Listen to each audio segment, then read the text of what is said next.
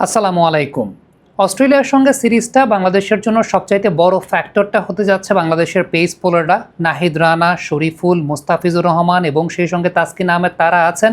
তারাই আসলে আমাদেরকে ম্যাচ জেতাবেন বলেই আমার কাছে মনে হয় এবং উইকেট কন্ডিশনটা বেটার হবে সেটাও মনে হয়।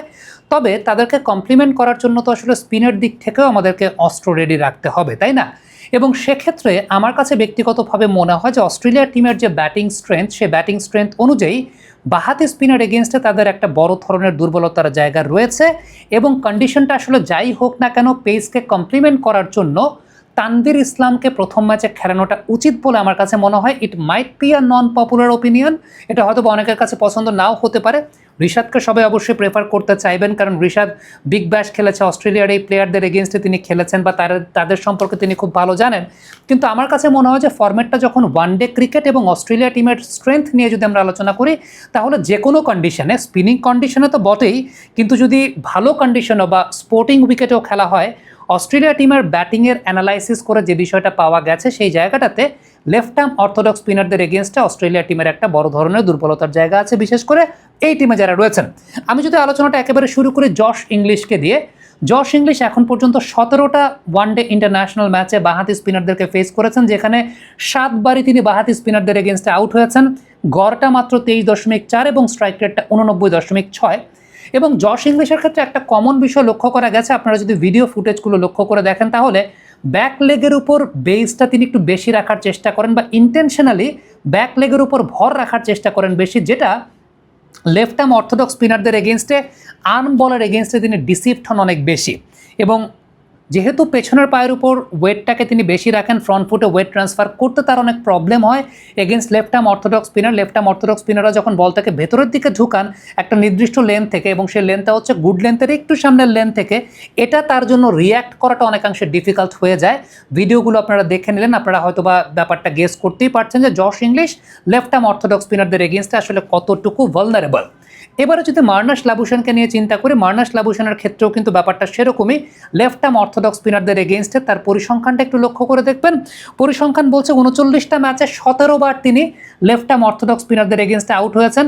অ্যাভারেজটা 23.2, স্ট্রাইক রেট 72.8। তার ক্ষেত্রেও সেম প্রবলেম, সেটা হচ্ছে ব্যাকলেগের উপর ভরটা রাখেন ইন্টেনশনালি। ব্যাকলেগের উপর ম্যাক্সিমাম ওয়েটটাকে রাখার কারণে যে বিষয়টা দেখা যায় সেটা হচ্ছে যে ঠিকঠাক মতো রিয়্যাক্ট করতে পারেন না। এবং মার্নাস লাবুশান, সত্যি কথা বলতে আমি যদি পরে কোনো ভিডিওতে দেখাতে না পারলেও এই ভিডিওতে একটু দেখিয়ে দিই, সেটা হচ্ছে তার সবচেয়ে বড় দুর্বলতা পেসের এগেনস্টে 4 নম্বর স্টাম্পের বলগুলো।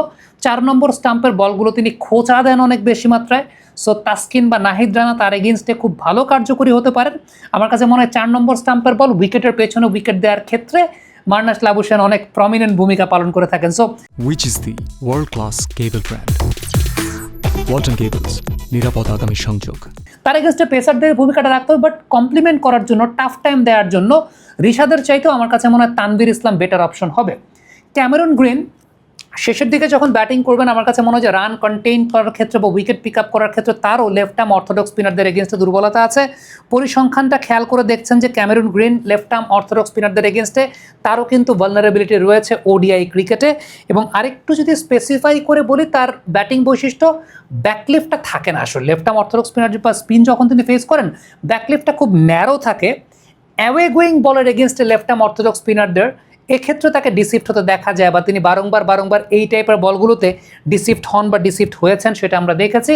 এবং এই জায়গাটাও তানভীর ইসলামের একটা বড় ভূমিকা থাকতে পারে। Matthew shot top order batsman, তারও পরিসংখ্যানটা যদি লক্ষ্য করে দেখেন, লেফট আর্ম অর্থোডক্স স্পিনারদের এগেনস্টে তিনিও কিন্তু বেশ কয়েকবার আউট হয়েছেন। এবং সেই জায়গাটাতে চিন্তা করলে তার ভিডিওগুলো আমরা খুব বেশি দেখালাম না, যেহেতু ভিডিওটা অনেক বেশি মাত্রা লং হয়ে যাচ্ছে, বাট পরিসংখ্যানগতভাবে কিন্তু এই জায়গায় টাফ টাইম দেওয়ার ব্যাপার রয়েছে।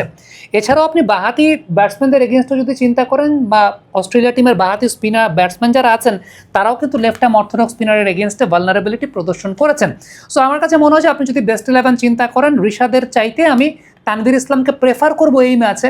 আমি বলছি না যে ঋষাদ খারাপ বোলার বা ঋষাদকে নেওয়া উচিত, বাট এই ম্যাচে ডেফিনেটলি স্ট্র্যাটেজি ওয়াইজ আপনার অপোনেন্ট টিমের যে স্ট্রেংথ, সেই অনুযায়ী পরিসংখ্যান যেটা বলছে লেফট আর্ম অর্থোডক্স স্পিনার প্রভাব বিস্তার করতে পারেন। এখন বেস্ট 11টা কেমন হতে পারে যদি একটু বলি, তানজিদ তামিমের সঙ্গে আমি প্রেফার করি সৌম্য সরকারকে, বাট টিম ম্যানেজমেন্ট হয়তো বা সাইফ হাসানকে খেলাবে left hand right hand combination দেখার জন্য। But I would love to prefer Soumya Sarkar, কারণ এর আগে সাইফ তানজিদ জুটিটা আমরা দেখেছি।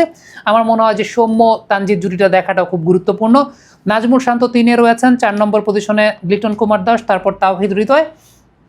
দেন আপনি যদি চিন্তা করেন মোসাদ্দেক হোসেন সৈকত, মেহেদী হাসান মিরাজ, দেন আমি পজিশনটা তানভীর ইসলামকেই চাইবো। এখন জানি না টিম ম্যানেজমেন্ট সেই জায়গাটায় রিস্ক নেবে কিনা, টিম ম্যানেজমেন্ট সেই জায়গাটা ওইভাবে চিন্তা করবে কিনা। আর তারপর 3 পেসার তো অবশ্যই রয়েছেন, সেই জায়গাটা একটা আমার মনে হয় যে বাংলাদেশের এই বেস্ট 11 লাইন আপটা হতে পারে বা হওয়া উচিত বলে আমার কাছে মনে হয় যে এই লাইন আপে তানভীর ইসলামের সুযোগ পাওয়াটা উচিত অস্ট্রেলিয়া টিমের স্ট্রেংথ বিবেচনায়। বাট টিম ম্যানেজমেন্ট শেষ পর্যন্ত কী করবে we do not know. Statistics data এটাই বলছে, এবং বর্তমান ক্রিকেট আসলে এর উপরে অনেকাংশে চলে। আপনি তো অবশ্যই অপোনেন্ট টিমের দুর্বলতা অনুযায়ী টিম সেট করার চেষ্টা করবেন। লেটস সি বাংলাদেশ আসলে কী করার চেষ্টা করে। কমেন্ট বক্সে আপনাদের মন্তব্য মতামত জানতে চাই, লিখে পাঠাবেন।